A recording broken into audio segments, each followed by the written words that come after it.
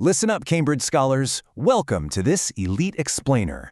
Today, we are taking an incredibly close, highly strategic look at Cambridge Accounting Paper 2. Specifically, we are completely unpacking the preparation of ledger accounts for Syllabus 9706. Now, if the grading criteria for these exams has ever felt like a complete mystery to you, like you're doing the math right but still bleeding marks on the written analysis, you are in exactly the right place. We are going to decode the examiner's playbook together. I'm going to show you the theoretical foundations, the precise procedural frameworks you need to deploy, and the hidden traps that literally catch out thousands of top-tier students every single year. My goal today is to transform how you approach your next exam from a game of chance into a predictable, engineered victory. Let's get to work. To understand exactly why we are focusing our energy here today, you need to consider this absolutely crucial metric. The preparation of ledger accounts makes up approximately 15% of the total marks in Paper 2. 15%! That is a massive, highly influential chunk of your final grade.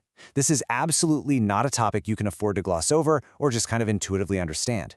Securing these marks is not just about passing. It is the definitive difference between jumping up an entire grade band or painfully missing your target. It's a high-stakes arena for sure. But here is the secret. It is also highly predictable once you know exactly what the examiners are looking for. Okay, let's dive into this incredibly revealing quote straight from the Principal Examiner Reports. It says, candidates referencing cross-topic connections achieve significantly higher marks. What does that actually tell us about the anatomy of a top-tier answer? It tells us that the graders are actively hunting for deep conceptual understanding. They do not want surface-level memorization. They want to see that you understand how a ledger account isn't just an isolated island, but a living piece of a larger financial ecosystem. This brings us to the anatomy of command words. You have to know the difference between analyze and evaluate, or explain versus to what extent. If a high-tariff, 15-mark question asks you to evaluate a depreciation method and you just explain it, you are locked out of the top marking bands immediately.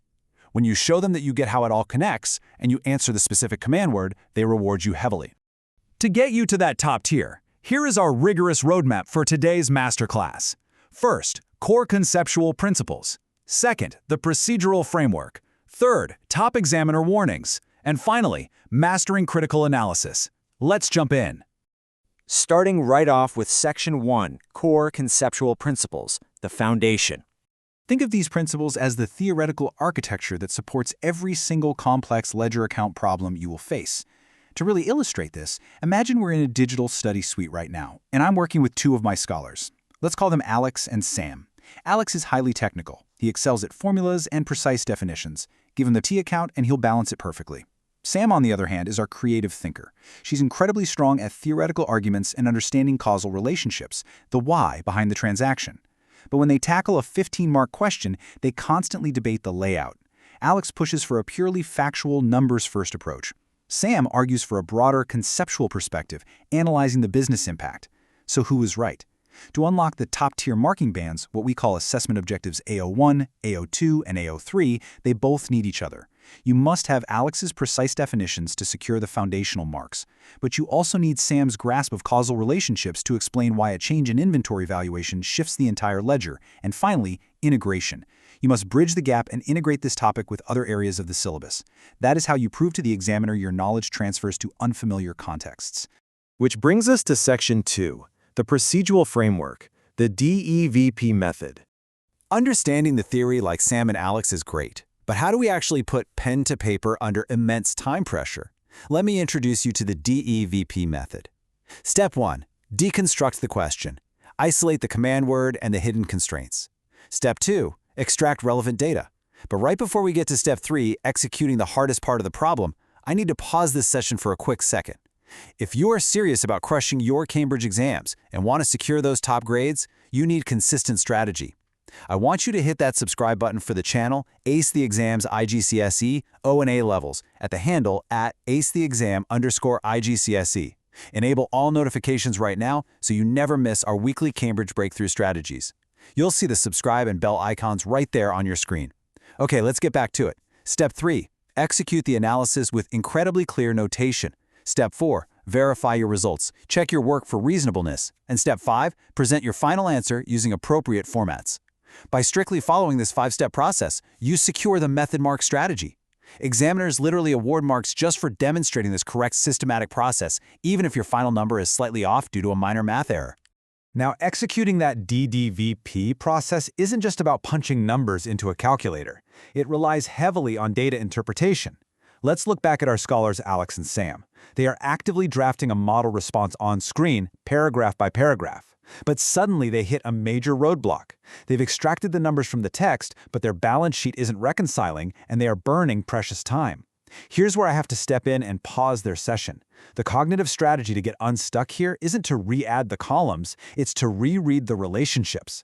They missed a hidden constraint in the narrative text about a mid-year policy change. You have to interpret how texts and tables relate to one another to draw evidence-based conclusions. Once they rewrote that flawed section out loud, incorporating the policy change, their mediocre answer transformed into a flawless, full-mark response. And remember, doing this correctly requires strict adherence to proper headings and formatting conventions. Don't leave marks on the table because your presentation is messy. Let's shift our perspective now for Section 3, Top Examiner Warnings, Pitfalls to Avoid. What we have here is an exclusive, inside baseball look at the exact mistakes that constantly cost students their hard-earned marks, pulled directly from the principal examiner reports. We are going to systematically knock down the top 3 recurring errors right now. Number 1, answers are often way too vague. Examiners aren't looking for broad generalizations, they want specific, targeted details that show absolute mastery of the syllabus. Number 2, forgetting to check format and presentation. We just saw how Alex and Sam almost lost points over this. Clear notations are non-negotiable. And number 3, which is absolutely the most critical trap set by examiners, answers are not specific to the context given. That third point is the classic exam trap, and we're going to do an immersive workshop segment right now to prove it. I want you to look at the screen. We're going to do a spot the flaw exercise. I'm putting a 60-second visual countdown timer on the board. Look at this poorly written student answer comparing generic responses versus context-specific answers. Can you spot the errors? The generic response says, the business should reduce expenses to improve profit. It sounds true, right? But it earned 0 evaluation marks. Why? Because the prompt was about a manufacturing firm facing specific supply chain logistics issues. Your ledger analysis and written explanations must reflect that specific reality. The correct context-specific answer says, due to the 10% increase in raw material shipping costs outlined in Source B, the firm must renegotiate supplier contracts to stabilize the gross profit margin. Do you see the difference? Every single point must tie back to the given context. Moving straight into Section 4, Mastering Critical Analysis, Achieving Top Marks.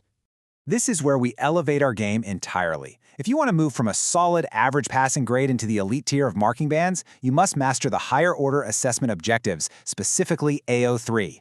The highest level of the analytical framework demands evaluative thinking. This means aggressively questioning assumptions, considering different perspectives, and justifying every single decision with hard evidence. It moves way beyond simple description. It's not enough for Alex to just state what the ledger says numerically. He has to adopt Sam's mindset to evaluate the alternatives, compare different strategic approaches, and provide justified recommendations based on the financial data they've just processed. So, the crucial takeaway here is this. True problem-solving in Cambridge accounting demands a relentless deconstruct, solve, evaluate cycle. Look at the breakthroughs Alex and Sam just had. Alex realized that once you have solved the ledger logically, the job isn't done. You must take a step back and evaluate the quality of the evidence. Sam realized she needs to ask, what are the limitations of the data we've been given? What accounting assumptions were made to reach this conclusion? Are there alternative interpretations of this financial health? Identifying these exact nuances is the secret sauce. It is exactly what separates a genuinely good textbook answer from a truly perfect, examiner-pleasing one. I want to leave you with this specific question burning in your mind as you walk into your exam. Are these assumptions reasonable? Whenever you finish an analysis, prompt yourself with this exact phrase. Always adopt the critical, highly skeptical mindset of a top-scoring candidate before you finalize any conclusion. It forces you to double-check your logic, ensuring your final recommendations aren't just plausible, but are rock-solid and fully justified by the ledger data. All right, let's synthesize this entire masterclass into 3 core, highly memorable pillars. First, the 3-step question scan. Always isolate the command words before you calculate anything. Second, the paragraph balance formula. Blend Alex's precise facts with Sam's contextual analysis. And third, the last 5 minutes review checklist. Always ask if your assumptions are reasonable. Mastering these frameworks is your guaranteed path to exam success. But crushing Cambridge exams requires consistent, relentless strategy. You need to hit the subscribe button for Ace the Exam's IGCSE ONA levels at the handle at acetheexam_IGCSE right now. Turn on that notification bell so you are armed with our future exam hacks. And drop a comment below with your exact target grade so we can hold you accountable. Keep questioning the data, keep practicing those past papers, and go ace that exam.